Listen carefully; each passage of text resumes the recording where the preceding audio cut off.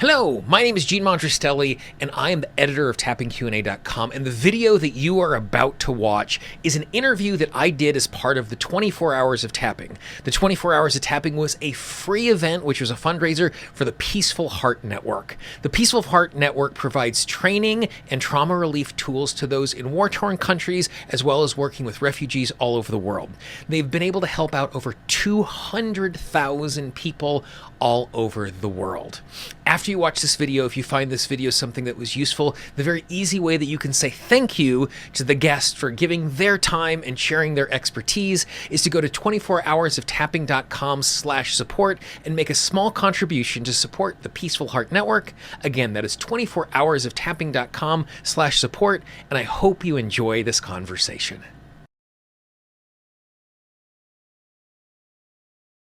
Our next conversation is one that is super, super cool. And the label on the screen is actually wrong. I apologize for that. The conversation that we're about to have is using tapping for palliative care. Sue is the person that we're going to talk to, but we have the wrong title on the screen here.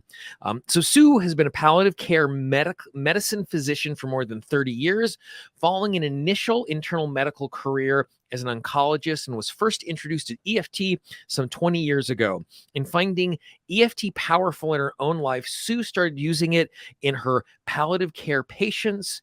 She mainly uses SET, simple energy technique, which is developed by Steve Wells and David Lake, for its simplicity that makes it sustainable, makes it suitable for patients at the end of life with limited energy and concentration.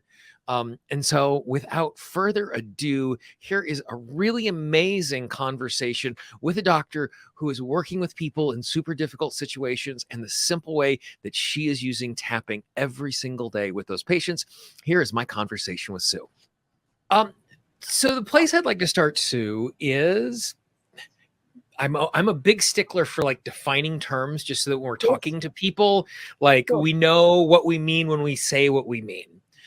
So for the uninitiated, what does palliative care actually mean? And what is your role in that? And how did you land in a place that this is something that's a significant portion of your life? Right. Well, I think the term palliative care in the United States has a slightly different meaning to it does for us, in that but in general, palliative care is about caring for people who have got a life-threatening illness and they're not expected to to completely recover. Right.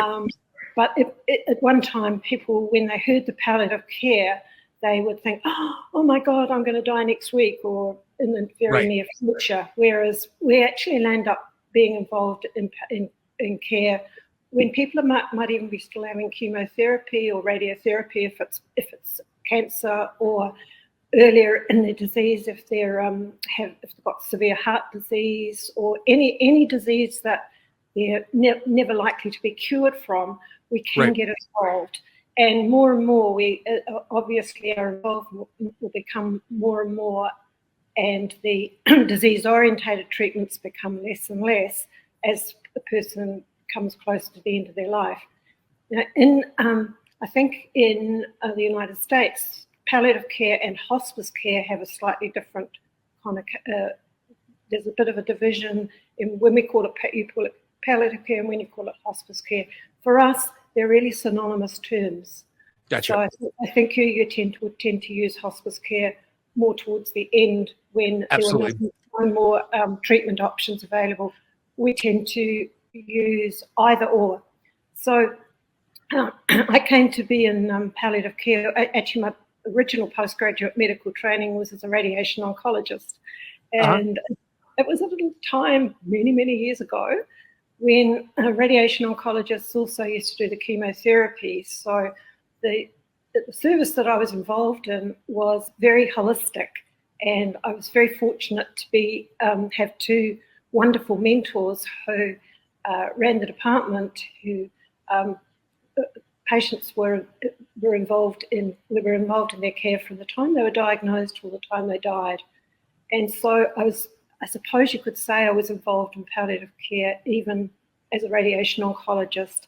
And then once it started, palliative care started to become, palliative medicine started to become a specialty, I moved from radiation oncology or oncology into palliative care and developed a service in the hospital that I was working in. So that's how I came into palliative care. Yeah.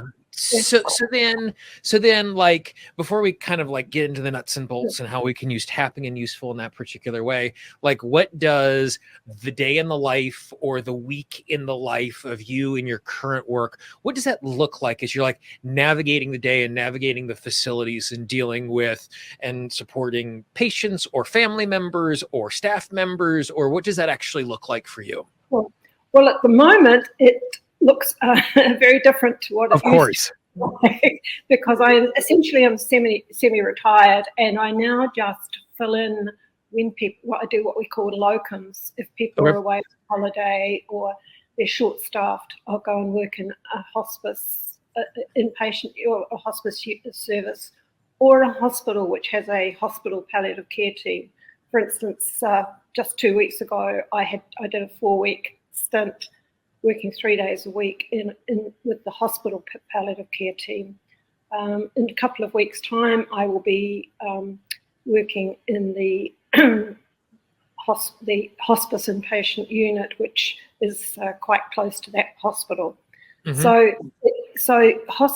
Palliative care and hospice care, the whole goal of care here is to look after people at home as much as possible. Mm-hmm. And clearly that, if symptoms get out of control or things get out of control, the person will tend to then perhaps be admitted to an inpatient unit, hospice or palliative care inpatient unit, get sorted out so that they can go home again. So the majority of care is at home. And then obviously people land up in hospital, and there's a lot of palliative care that happens in hospital. So I tend to I've worked across all of those different, in the community, in an inpatient unit and in a hospital setting. So I don't know whether that gives you a bit of an idea. Yeah. Okay. So those are the different locations. So then like roles and responsibilities, responding to patients, responding to families, responding to other team members, like what does that look like using the tool set that you have? What does that look like? It's looked very different in the last couple of years because of COVID, and having to restrict patient contact. But for me as a palliative medicine physician, my role is to be part of what we call the multidisciplinary team, so which consists of nurses, doctors, counsellors, physiotherapists, everybody. Yep. And my particular responsibility is obviously looking after the medications that might be necessary, but I do get involved in excuse me, the areas of suffering which are not just about physical care, but they're about whole person care, and that's where I've found the tapping has been very useful. So when I'm working in an inpatient unit, I will see all the patients, for example, with the nurses each morning, and then we will decide on what's going to happen for that day and what who else needs to be involved in their care. And it's in that context that I might sort of pick up that, my person might be open to tapping, or no, don't even think about going there. Because everybody's different, as you know. Yeah. So then let's assume that you're in a circumstance where you got a gut instinct based on your experience working with patients for a long period of time, and you're reading the science, and like this seems like it is something that is reasonable for me to introduce. What does that look like? Are you doing lots of education about the tool set itself? Are you just saying, hey, let's try this thing? Like, what is that initial entry? Because I think it's a useful question for I know at one point in my tapping experience, I talked lots of people out of tapping because I was so excited about tapping that I just ran them over. And they went from this is interesting to crazy person, get away from me. So in this very sensitive area, like how do you start the conversation with a patient or a family? Yeah. Oh, okay. When with patient or family. Well, it occurred to me once I learnt tapping, and I was introduced to it about 20 odd years ago by a psychotherapist who I trusted, because, I sort of thought, this is a bit odd, Yeah, and because it is. I trusted him not to introduce me to a flaky practice. Right. And so I started off learning EFT, Mhm. and I started off using it for my own personal work, because I Yeah. believe that when we're working with people in distress, and especially in palliative care, it's a clinical responsibility to do our own self-awareness, self-reflection. That's And part. I want to stop you right there, and I want to like gold star that all over the place for everybody who's listening, not just the setting that you are in, but those of us who are helpers. We need to be doing our own work first. Okay, continue. I didn't want to lose that, because that's so good to hear. Well, it's so important for me that I've actually written a book about it. Good. Yeah. So then I started to recognise that people, obviously all our patients are who are in this situation, are anxious. They've got loads and loads of issues to deal with because they're dying. There's lots of losses, all sorts of things. So it had occurred to me, well, let's try it. And so with a bit of a, how's this going to work?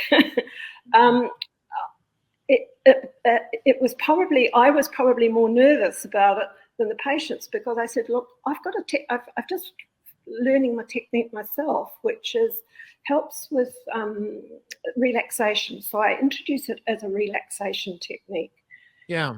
And I must say that, I'm jumping ahead a bit here, but I must say that the patients who it seemed to help most were those who had, at the time, were people who had shortness of breath because they had a lot of lung cancer or a lot of lung disease. And as soon as they get short of breath, they get very anxious. Yeah. So we were going to use morphine or an opioid to help suppress that feeling of shortness of breath, but there's always that anxiety component that goes with it. And a lot of them were being, and so what we would do then as a doctor is prescribe them what's called an anxiolytic, or something for their anxiety, which might be in the form of a midazolam nasal spray.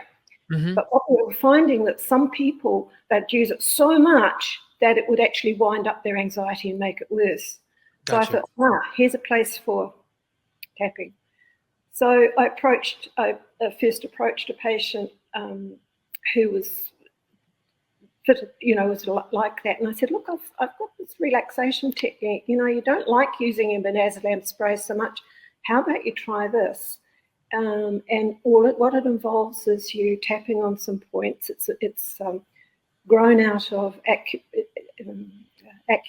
Chinese traditional medicine and acupuncture, some sort of blur, but a little bit like that. Yeah. And most of them would say, oh, yes, please. Right. It's surprising for me. And we would just start, I said, look, I'll show you the points and then you can tap yourself. Or would you like me to tap on you? Because sometimes they were a bit dubious or a bit too weak even. I then discovered that the EFT, the algorithms that went with traditional EFT were a little bit cumbersome for the patients in terms of their focus and their concentration. And so that was when I met Steve Wells and David Lake at a workshop, and they had developed what they call simple energy technique, or SET, which didn't involve, using the concept. And what they discovered was that you actually didn't need a lot of those algorithms to be of benefit. Right. It doesn't mean that they're not okay to use, but and so this fitted these patients much better. And so that's the technique that I've tended to use. And so it's like, hey, look, you might find just tapping on some points just helpful when you're feeling anxious. Would you like me to show them to you and introduce it as a relaxation technique? And the last man I had who I taught it to, his wife, his partner was there too, and the nurse was in the room. And his wife sort of said, "Oh, yes, please." And so they all started to tap, and the nurse afterwards sort of said, "Oh, gosh, that was good. I felt so good after that." And it was literally just 10 or 15 minutes. Yeah. That's all that the patient could cope with often. And I sort of encouraged them, instead of reaching for their anti-anxiety medication, just try some tapping. And many of them found it not just more helpful, but also very empowering. Yeah. So that was one of my first sort of sets of experiences with tapping. Yeah. Excuse me. Yeah. And so then like that, I think that's a perfect example of like almost emotional triage, Yes. just kind of taking the edge off the surface as we're stepping in. Then it sounds like you said first step, then did you gain a little more confidence and try some more things with folks? What was kind of the next steps? Yes, absolutely. And of course, you do have to realize that I was working in a fairly traditional medical. Oh, absolutely. Yeah, I'm sure. Yeah, and more recently, I've been able to persuade Steve Wells to come and do a couple of workshops over the last few years for the hospice organisation that I've been most involved with. Because although I was doing locums, I was their acting medical leader for quite a while, and because they were so short. And so we had people in our workshops who were from the whole multidisciplinary teams, the doctors, nurses, physiotherapists, counsellors, the full. I think there was one of the chaplains too. Yeah. And so they all kind of started to feel much more confident about the fact that we were introducing this technique. And as you're probably aware, Steve has also developed a technique called intention tapping. And we actually, we have a conversation as part of this 24 hours. We have a conversation with Steve exactly about intention tapping. Yep. I don't need to say any more about that, because that was I found that incredibly useful with some of our patients who have got masses of emotional stuff going on. Yeah. You understand. And perhaps I can just tell you the story of one man just to illustrate this. Please. Because there were many parts to this, but also one of the most important parts was that one of my colleagues, one of my other medical colleagues, she was very keen on it too, and so were the nurses, because in a hospice setting, I might be there for a few days, but then my colleague Mandy Harris Piper, she would take over. So this particular man, he's a 60-year-old man, I think, about 60, and he had very, very advanced lung cancer, and had been, the information we had was that he was incredibly anxious, and he was always anxious, and he was anxious about his medications, and all the pain medications that were used, he had side effects from, and nothing was really working, and he'd been admitted to the inpatient unit to see if we could do something about it. The first time I met him, one of the nurses warned me, "Oh, look, he's terribly anxious, and he's in a lot of pain in his chest." So he certainly presented as very anxious. And then one of the then he what had happened 2 weeks before, he'd been in hospital, and because as part of his cancer, he had developed what we call a pleural effusion, which essentially is fluid which collects between the chest wall and the lung, and of course affects breathing terribly. I am not a medical practitioner. That sounds bad. That is bad. He'd had it drained, and then as part of that, to stop it coming back, sometimes what is done is they put a little bit of talc, it's like talcum powder, in to sort of try and stick the two layers together so that the fluid doesn't reaccumulate. Yep.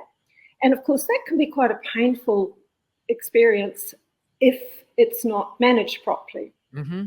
Anyway, this man, I said to him, "Well, where's your pain?" And said there, oh, it's where they did that talc thing. And he burst into tears, and he was just so upset.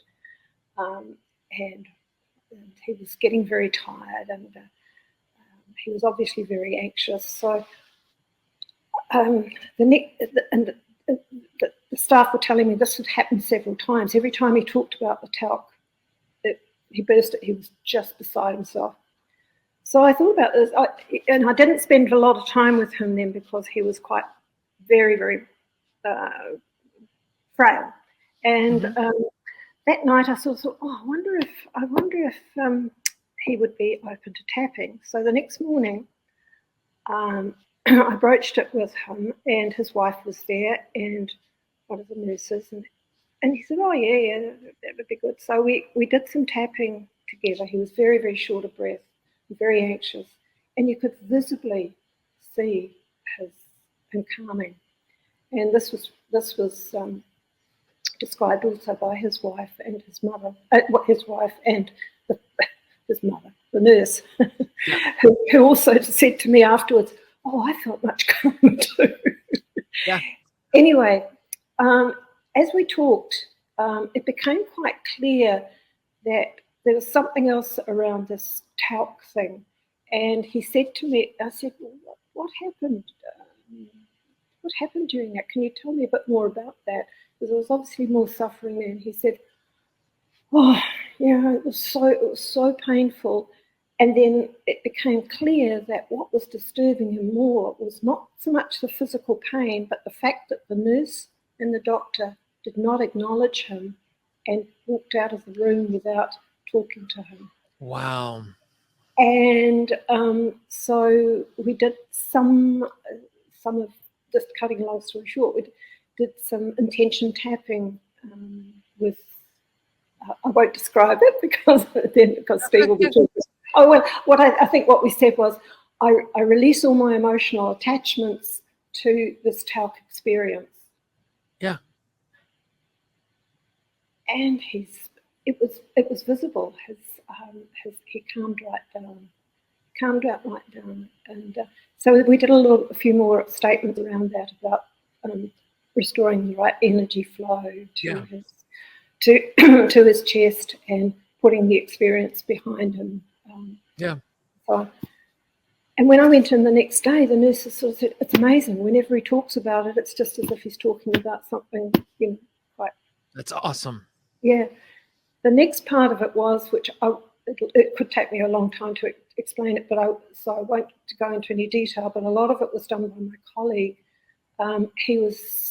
It seemed as if he was getting frailer and he was dying. And the staff that were on were filling him up with medications. Oh, well, he's dying.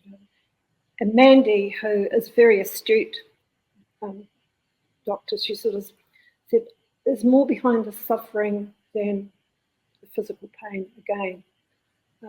And she did some work with him, and what it turned out to be was the fact that his son, who he had been estranged from because he'd relinquished custody to his wife 20 years before, and had only really just got up with the son 2 years before, who was in Germany, and he hadn't actually told his son that he was had cancer and was dying.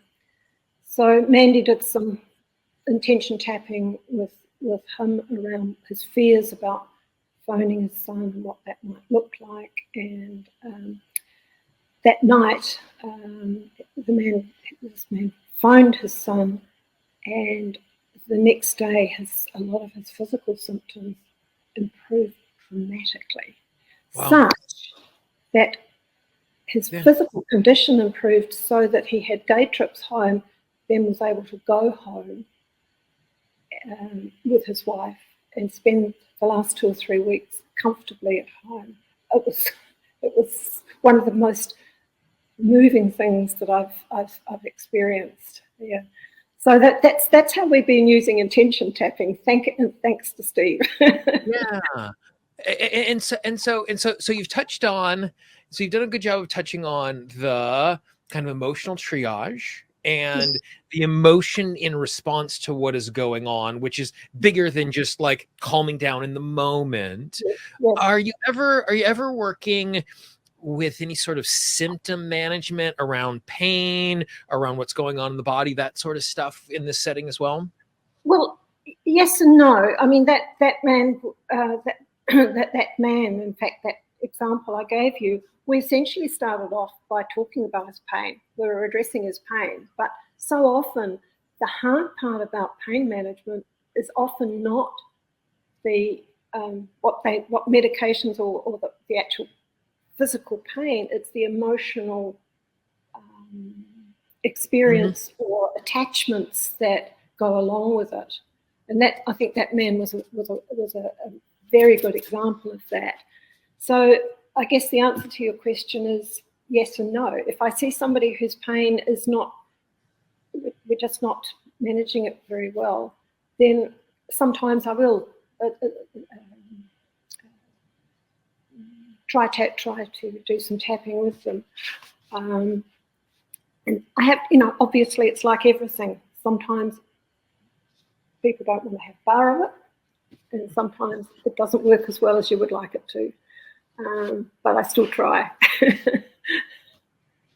So does that answer your question, Jean? It does. Absolutely. No, yeah, but absolutely. And because like one of the things I think like is like at the beginning of something, we're like looking for very regimented ways to step into something. So it's easy for us to execute.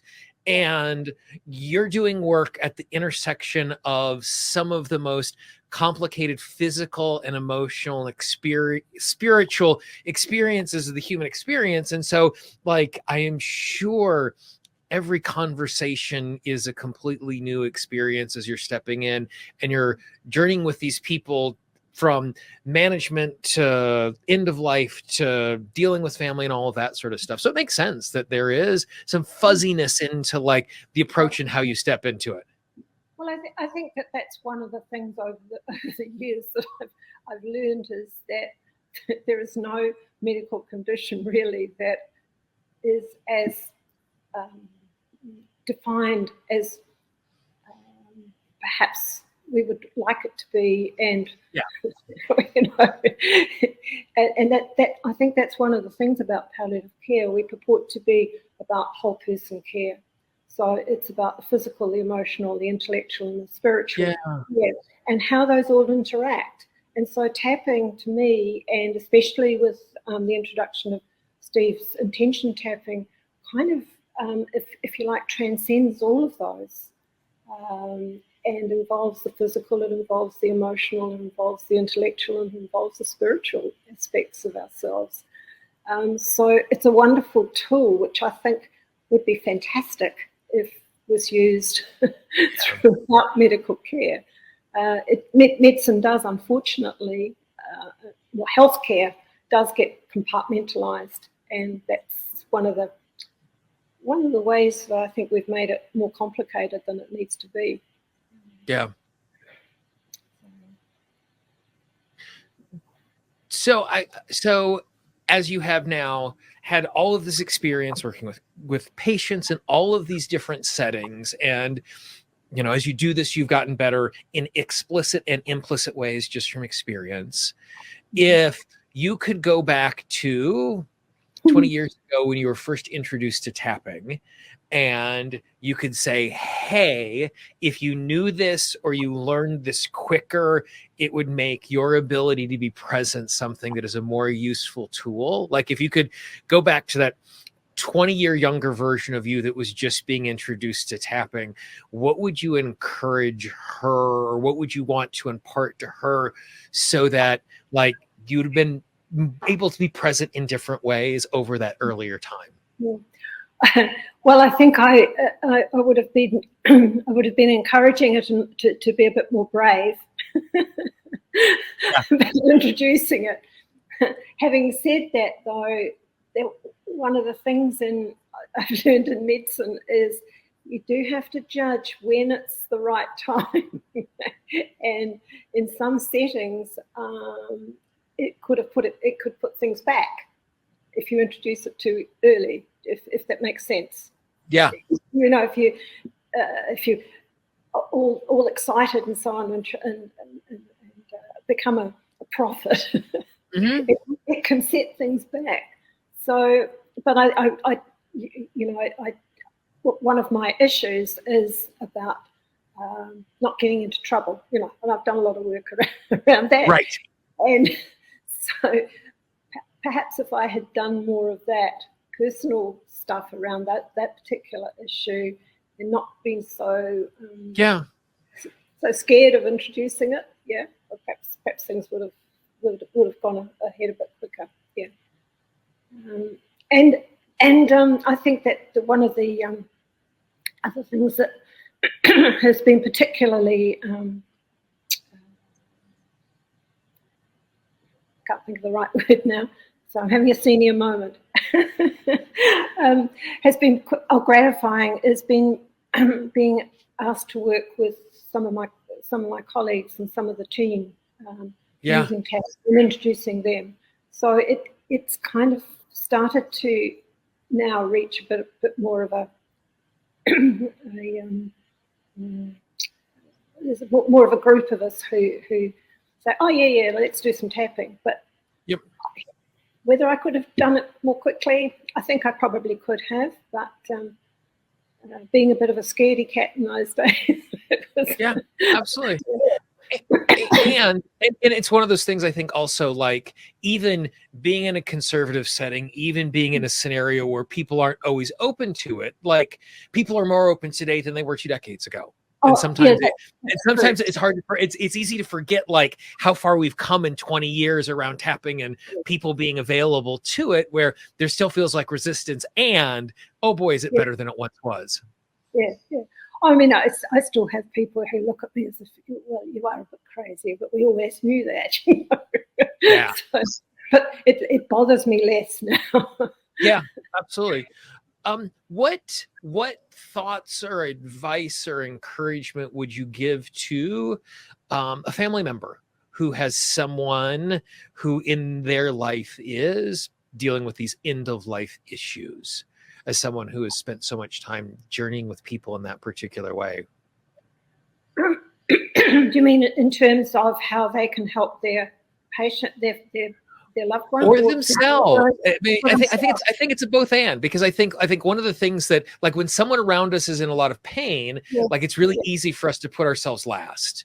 And so absolutely, and we're great advocates of the people who are caring for others to look after themselves first.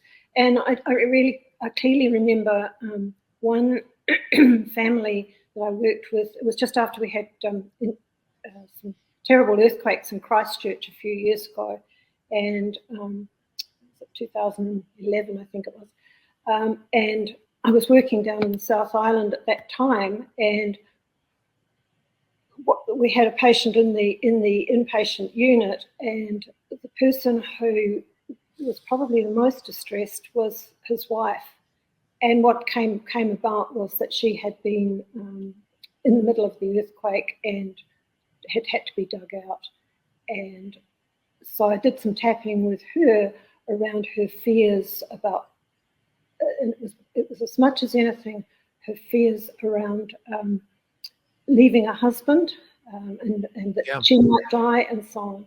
And so that actually worked really well for her, and so she was better able to support her husband. So we would teach it to families if they're open to it.